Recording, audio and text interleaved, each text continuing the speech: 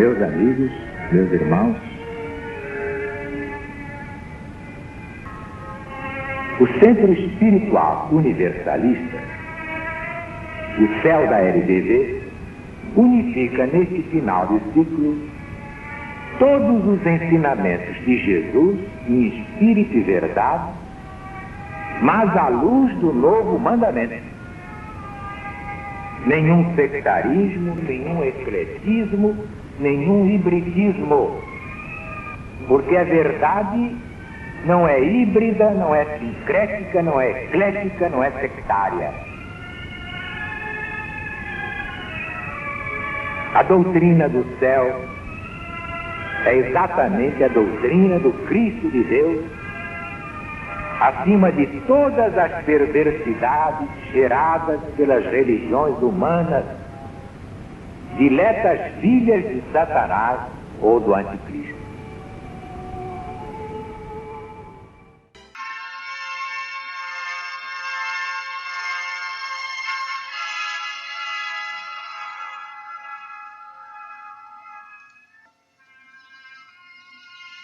Doutrina do céu, Espírito da verdade. Alziro Zaru responde: a lição de hoje é Justiça e Reconciliação, publicada no jornal Gazeta de Notícias, no dia 12 de junho de 1970.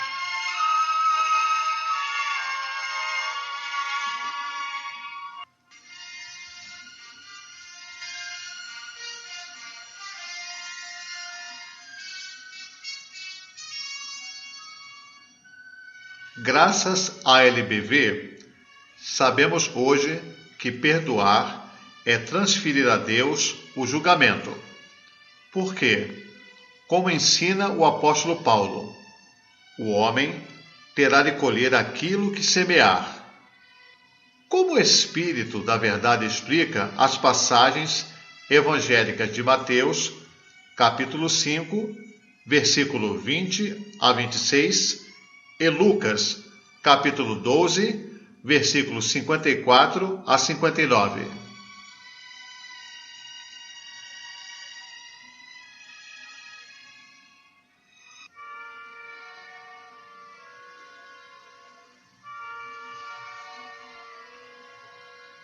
Mateus. Em verdade eu vos digo que, se a vossa justiça não exceder a dos escribas e fariseus, de modo algum entrareis no reino dos céus. Ouvistes o que foi dito aos antigos: não matarás, e quem matar será condenado em juízo. Pois eu vos digo que todo aquele que se irar contra seu irmão será condenado em juízo. E o que chamar raça a seu irmão será condenado no conselho. E o que lhe chamar louco será condenado ao fogo da geena. Portanto, se estás para fazer a tua oferta diante do altar, e te lembrares aí de que teu irmão tem alguma coisa contra ti, deixa a tua oferta diante do altar e vai primeiro reconciliar-te com ele, e depois sim vem fazer a tua oferta. Reconcilia-te o mais depressa possível com o teu adversário, enquanto estás em caminho com ele, para não suceder que te entregue ao juiz, este ao ministro, e sejas posto na prisão. Em verdade vos digo que dali não sairás enquanto não tiveres pago o último centimo. Lucas. Jesus dizia ao povo: quando vedes levantar-se uma nuvem no poente, logo dizeis: aí vem tempestade, e assim acontece. Quando sentis soprar o vento do sul, dizeis que vai fazer calor, e assim ocorre. Hipócritas, sabeis distinguir os aspectos do céu e da terra. Como, pois, não sabeis reconhecer o tempo presente? E por que, por vós mesmos, não reconheceis o que é justo? Quando, pois, fores com o teu adversário à presença do magistrado, livra-te dele durante a viagem, para evitares que te leve ao juiz, e o juiz te entregue ao esbirro, e este, afinal, te encerre na cadeia. Digo-te que dali não sairás, enquanto não pagares o último quadrante. Estes versículos têm por objetivo dar a compreender aos homens que lhes cumpre distinguir sempre o que é justo, moral e materialmente nas relações com seus irmãos.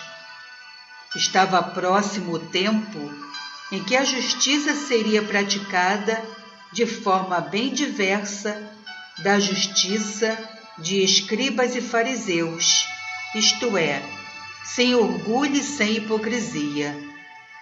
As palavras do Mestre objetivavam ainda fazer compreender aos homens como devem obedecer aos mandamentos de Deus, não passivamente, abstendo-se de cometer as faltas indicadas pelo temor do castigo, mas praticando as virtudes que lhes são opostas, demonstrando amor, reconhecimento, submissão àquele que nos traçou a todos uma linha de conduta para chegarmos a Ele. Bem-aventurados os que a sabem seguir sem nenhum desvio. Raça, o juízo, o conselho, o fogo da geena são expressões simbólicas. Deus julga o homem pelos seus atos. Se o homem não trata com indulgência o seu próximo e ainda o insulta, será punido por aquele que quer que todos se tratem como irmãos. Por isso, os vocábulos juízo, conselho, geena, que aparecem nos evangelhos de Jesus, são emblemáticos. Mostram aos homens que suas ações serão submetidas a um julgamento, que eles terão de sofrer o castigo que houverem merecido, castigo proporcional à falta cometida, de acordo com a natureza e o grau da culpabilidade. As palavras de Jesus, no versículo 22 de Mateus, são aplicáveis a todos os tempos e a todos aqueles que transgredirem a lei do amor universal. O cristão do novo mandamento, que a infringir, será punido com maior severidade do que outro que ainda não viu a luz, ou que, tendo-a visto, não quis aceitá-la por escrúpulos de consciência, o que não constitui falta punível, ocasionando apenas um retardamento no progresso do espírito, que, aliás, se verá suficientemente castigado pelo pesar que isso lhe causará. As palavras do Mestre, nos versículos 23 e 24 de Mateus, indicam primeiramente ao homem que deve usar de indulgência para com aquele que o ofendeu, indo estender-lhe a mão a fim de o chamar a si. Indicam em seguida ao que cometeu uma falta o dever de repará-la imediatamente.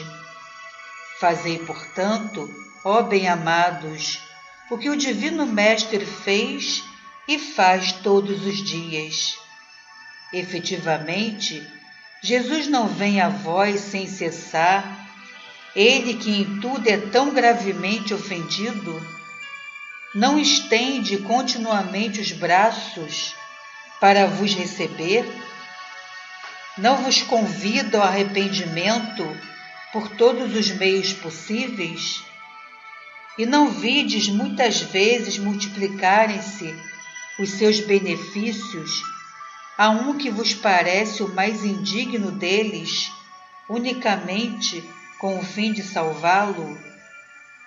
Quanto às palavras do versículo 25 do mesmo evangelista, elas compõem imagens materiais, destinadas a fazer que o homem compreenda a maneira por que deve proceder com seus irmãos, tendo em vista o juízo de Deus.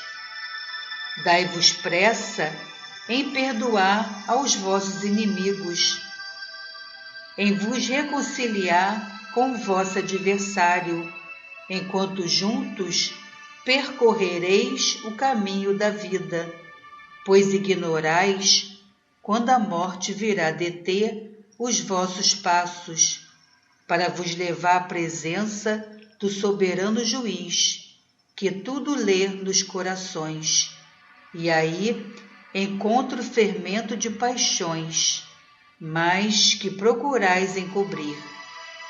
Reconciliai-vos, portanto, com todos a quem houverdes ofendido, e perdoai-lhes, como quereis, como precisais que o Pai Celestial vos perdoe. Frisou o Mestre: dali não sairás, enquanto não tiveres pago até o último centil. Deveis entender bem estas palavras. O homem é o devedor de Deus, que lhe ofertou todas as coisas para que faça bom uso delas. Ora, se o homem não pratica as virtudes que lhe são ensinadas, se repele seus irmãos, também será repelido. É uma consequência da lei do amor e justiça na obra da eterna harmonia.